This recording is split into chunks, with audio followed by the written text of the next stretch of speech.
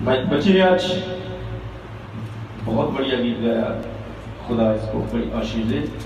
आज का जो पैगाम है, आज का जो मैसेज है, वो अक्सर प्रचार नहीं किया जाता, वो है सलीब का पैगाम। हमारी जिंदगी में सलीब कितनी इंपॉर्टेंट है, आज का जो टॉपिक उसी पर लिया गया है, सलीब का पैगाम। इससे पहले कि हम पैगाम की ओर जाएं, तो जो बच्ची ने गीत गाया, छू लिया यीशु ने छू लिया, आज मैं चाहता हूं कि ये अपने अपने घरों में जाकर इसके ऊपर मनन किया जाए। मैं चाहता हूं कि इस शब्द को जो एक एक लिखा गया उसके ऊपर विचार किया जाए। ये एक टेस्टामनी है,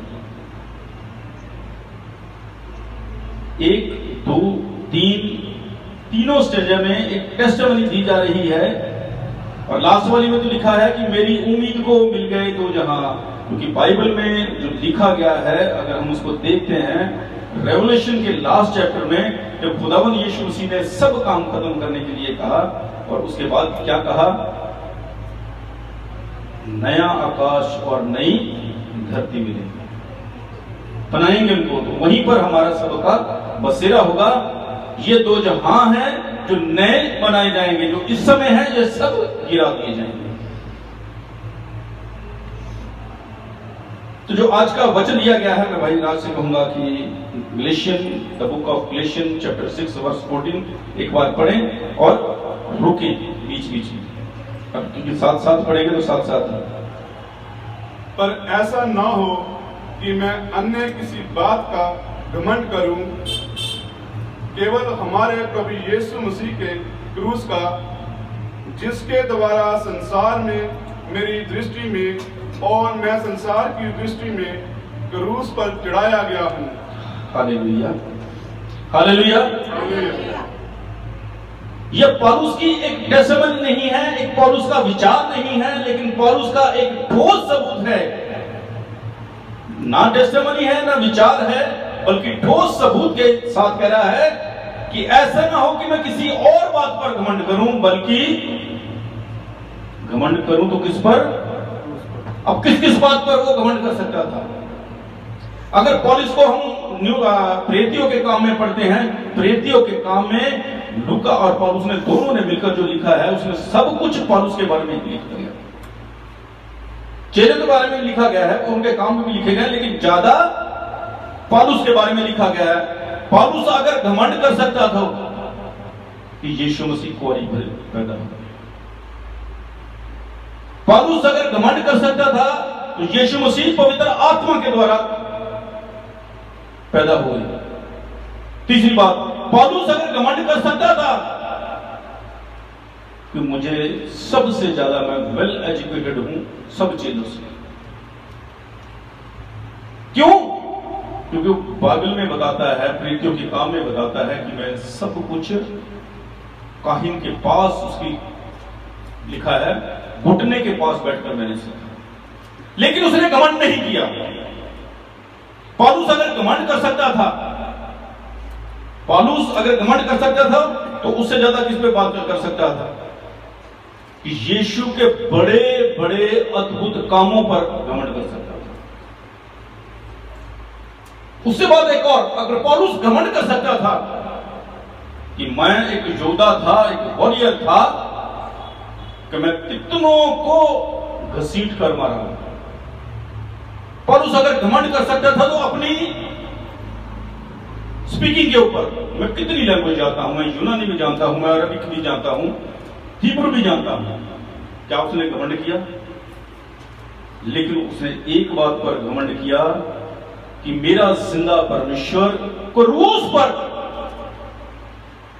उसने मौत दी और तीसरे दिन मुर्दों में से जिंदा हुआ। एक दिन मैं बता रहा था कि अगर यीशु मसीह क्रूस पर ना लटकाए जाते, अगर यीशु मसीह क्रूस के ऊपर अपनी जान ना देते, तो क्या आज हम उसका प्रचार करते? क्या वो तीसरे दिन मुर्दों में से जिंदा हो सकते थे? इस बात में जो इसमें जो लिखा हुआ है, पर ऐसा ना हो कि मैं किसी बात पर घमंड करूं, सिवाय इसके कि प्रभु यीशु मसीह क्रूस पर लटकाए गए। मेरी दृष्टि में भी, मेरी आंखों में भी और संसार की। अब थोड़ा सा आप क्रूस की तरफ थोड़ा सा ध्यान दें, थोड़ा सा क्रूस की तरफ ध्यान दें। क्रूस क्या था? जिन्होंने इंग्लैंड किया है तो वहां पर एक कैथेड्रल चर्च है, अक्सर कंट्री में लोग जाते हैं और उस चीज को जरूर देखते हैं। 1946 में जब इंग्लैंड में युद्ध में बहुत बुरी तरह हार चुका था, तो दोबारा एक चर्च बनाया गया कंट्री में।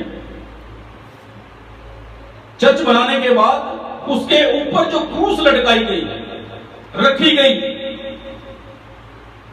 और क्रेन के द्वारा, बड़ी मशीन के द्वारा ऊपर रखी गई।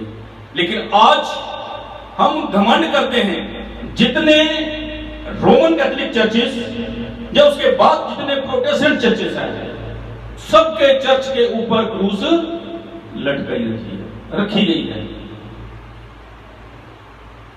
और वही बात आज हम अपनी बाइबलों के ऊपर भी क्रूस देखते हैं, और उसके बाद वही क्रूस हम अपने गलों पर भी लटकाते हैं।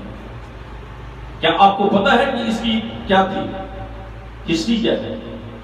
रोमन सरकार इतनी करूर थी कि जो सबसे लानती, सबसे जिसमें तकलीफ वाली मौत थी वो क्रूस थी, और इंसान को क्रूस पर लटका दिया जाता था और कई दिन तक। ऐसा नहीं है कि कुछ घंटे के लिए, यीशु मसीह ठीक है 6 घंटे वहां पर रहे, लेकिन कई घंटों तक पता नहीं था कब उसकी मौत हुई।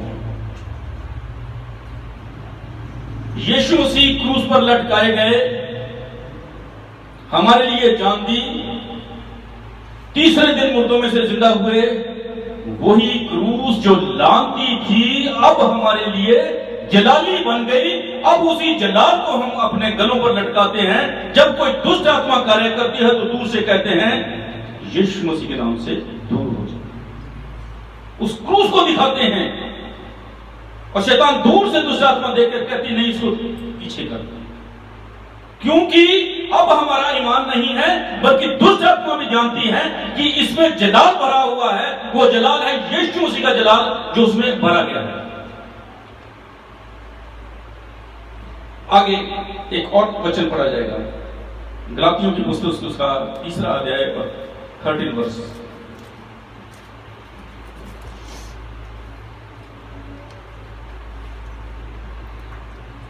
मसीह ने जो हमारे लिए शापित बना, हमें मोल लेकर व्यवस्था के शाप से छुड़ाया, क्योंकि लिखा है जो कोई काठ पर लटकाया जाता है वह शापित है।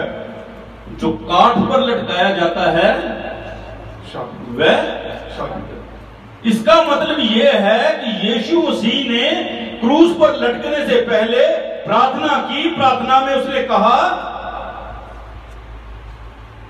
ये प्याला मुझसे दूर हो जाए, ये प्याला मुझसे, मेरी नहीं बल्कि तेरी। आज मैं बताता हूं उस प्याले में क्या था। जो कटोरा जिसके लिए प्रार्थना कर रहा था, बिलक बिलक कर प्रार्थना कर रहा था, उसका पसीना लहू की मानिंद गिर रहा था, उस प्याले में क्या था? उस प्याले में हमारे श्रापित कार्य थे। उस प्याले में क्या थे?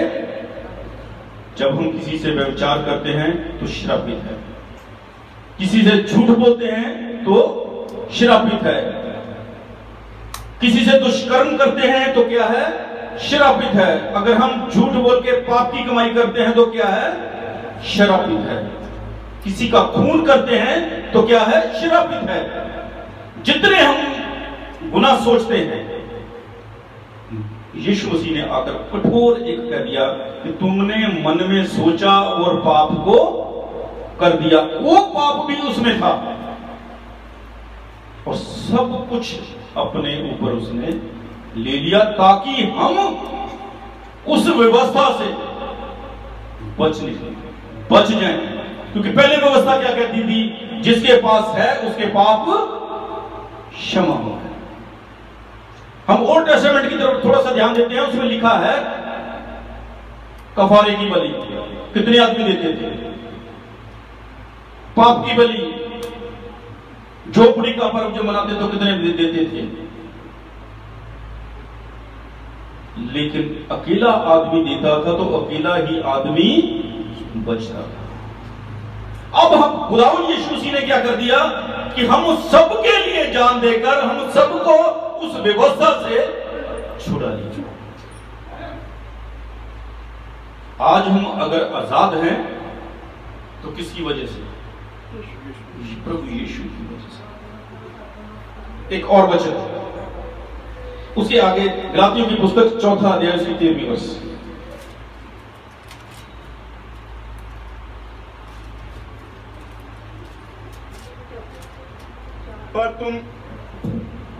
पर तुम जानते हो कि पहल मैंने शरीर की निर्बलता के कारण तुम्हारे सुसमाचार सुनाया।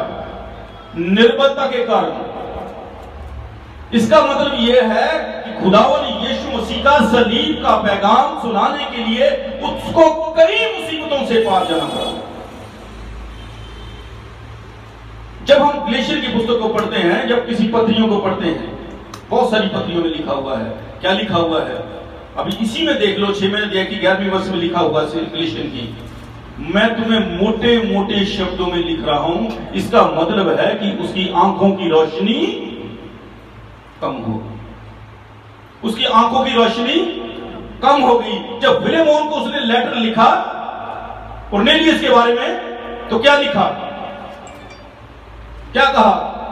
जेल में था, और जेल ऐसी गंदी थी जेल, और जिसमें केचुए थे, दलदल थी, मच्छर थे, खाना भी मेरा ख्याल को समय से नहीं मिलता। और तीसरी बात, और बाइबल के बीच में लिखा है उसको मलेरिया भी, अगर उसकी पढ़ते हैं, हिस्ट्री को पढ़ते, उसको मलेरिया भी हो गया। और प्रेत्य के काम में पढ़ते हैं कि उसने 5 बार 39 कोड़े खाए। ये सारी जो उसको परेशानियां थी, निर्लपताओं के बीच में रहते हुए भी उसने क्रूस के पैगाम को, जो हमारे लिए क्रूस उठा ली यीशु मसीह ने, उसको प्रचार करना, उसको सुनाना उसने कभी भी बंद नहीं किया। आज अगर हम शिफा पा गए तो किसकी बदौलत? आज भी उसने कहा है कि जब तुम मेरे नाम से अपने बाप से मांगोगे तो तुम्हें आशीष मिलेगी। अगर आज हम आजाद हैं बीमारियों से, तो क्या कहते हैं? यीशु मसीह के नाम से दूर हो जाए, क्योंकि यीशु मसीह क्रूस पर लटकाए गए, तीसरे दिन मुर्दों में से जिंदा हुए, लेकिन जिंदा होने के बाद बाप के दाहिने हाथ जा बैठे। एक और बच्चे चौक में पढ़ दिया, 4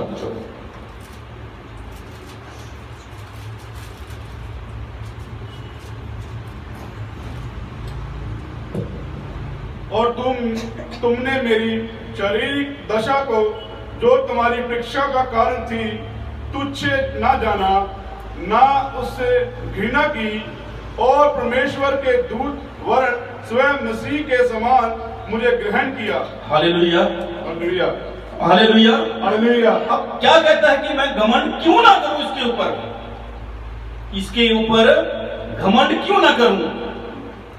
अब रात का समय था और यीशु मसीह को सजा सुना दी गई।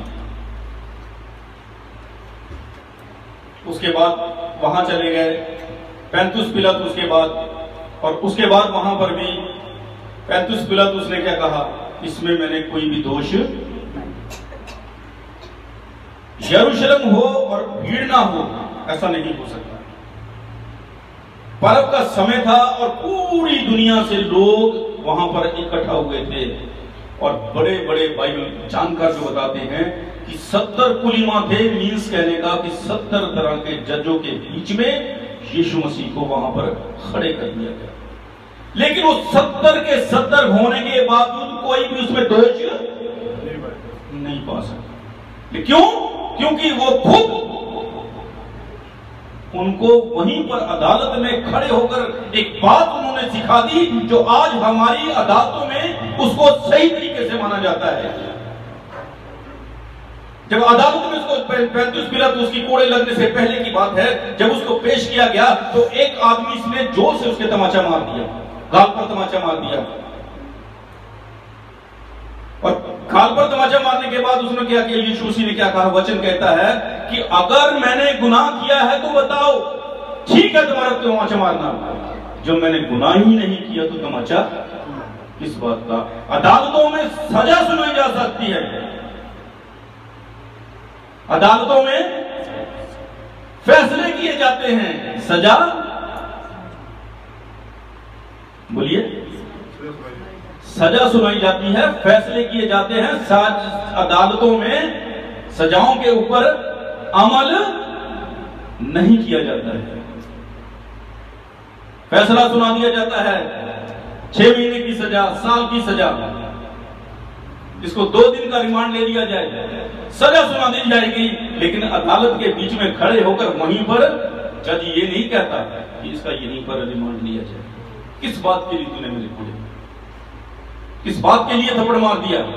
और आज हम देखते हैं कि पूरी अदालत में कहीं भी हो फैसला सुना दिया जाता है तो वहीं पर फांसी पर लटका दो, तो उसके लिए एक अलग से जगह बनेगी। आज पूरी दुनिया उसको अमल करती है, लेकिन हमारे खुदावन यीशु मसीह को 600 मीटर का फासला तय करना था। और कभी इजराइल का कभी दृश्य देखो तो ऐसे घूम घूम कर जाना होता है, पहाड़ी इलाका है, रास्ता ठीक नहीं था और उसके ऊपर वजन डाल दिया गया, 300 किलो की क्रॉस रख दी गई। और क्रॉस रखने के बाद 39 घोड़े का खाने के बाद, लहू बहने के बाद हमारे खुदावंद यीशु मसीह शारीरिक तौर पर कमजोर हो चुके थे, सलीब उठाकर जा रहे थे, रास्ते में गिर गए और गिरने के बाद शिमोन कुरैशी ने उसका सहारा बना और उसने क्रूस पर उठाकर ले गया।